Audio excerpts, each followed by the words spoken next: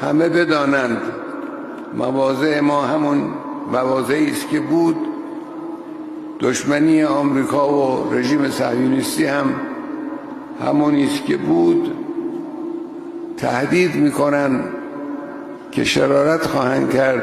البته اگر شرارتی انجام بگیره ما خیلی اطمینان نداریم، احتمال زیاد نمیدیم که از بیرون شرارتی انجام بگیره، اما اگر شرارتی انجام بگیره قطعا ضربه متقابل محکم خواهند خورد.